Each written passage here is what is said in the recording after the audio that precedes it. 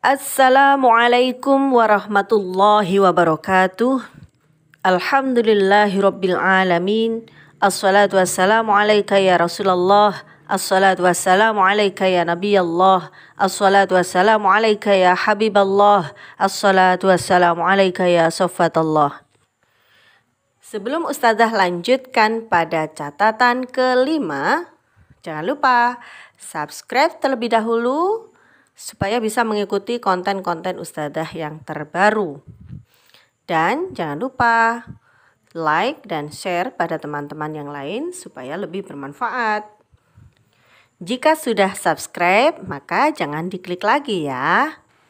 Cukup diklik like dan share pada teman-teman yang lain. Baik, sekarang Ustazah akan menerangkan catatan kelima.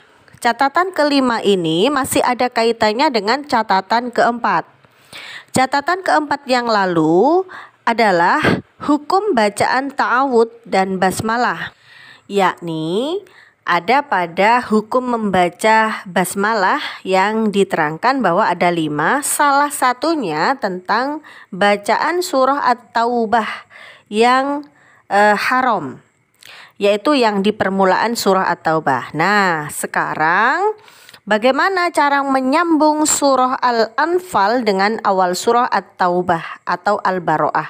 At-Taubah itu disebut juga Al-Baro'ah karena di awal surah At-Taubah kalimatnya adalah bara'atum minallahi wa rasulihi ilal ladzina ahadtum minal musyrikin.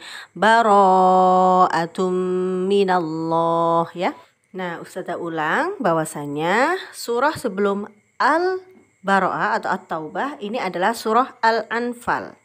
Tepat sebelum surah At-Taubah adalah surah Al-Anfal. Maksudnya akhir surah Al-Anfal disambung dengan awal surah At-Taubah. Nah, sekarang bagaimana cara menyambung surah Al-Anfal dengan awal surah At-Taubah? Ada 3 cara yang diperbolehkan. Yang pertama adalah bil waqfi, dengan cara diwaqaf.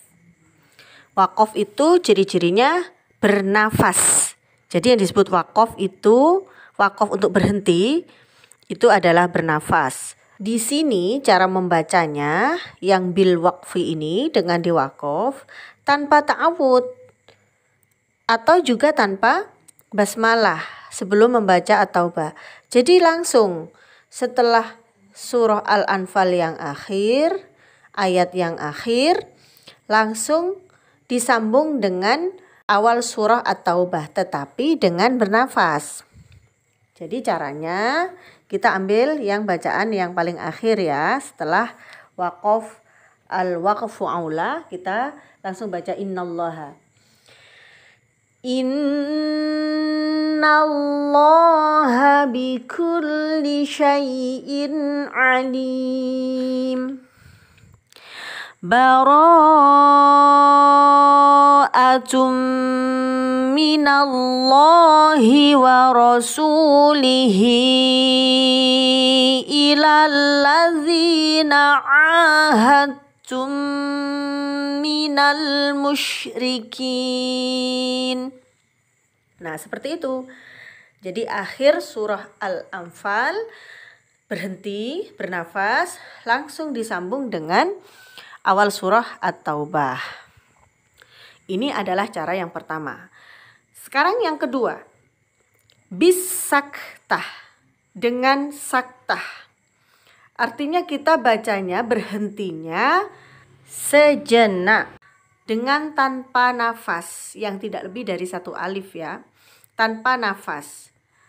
Dari akhir surah Al-Anfal ayat terakhir, ketika kita mau membaca awal surah Al-Baro'ah atau At-Taubah, maka kita berhenti sejenak. Tapi berhentinya itu kita tidak bernafas. Sakta. Kalau yang tadi kan bernafas. Yang nomor 1 tadi karena di waqaf. Sekarang tidak bernafas. Mari kita praktekkan. Innallaha bikulli syai'in alim. Bara'atum minallahi wa rasulihi ilal ladzina ahadtum minal musyrikin. Jadi tadi ketika baca setelah kalimat alim itu kan berhenti, itu tidak bernafas. Langsung dilanjutkan dengan kalimat bara'atum minallah. Nah, sekarang yang ketiga, bil waslu, dengan cara wasol. Ini menyambung akhir surah dengan awal surah.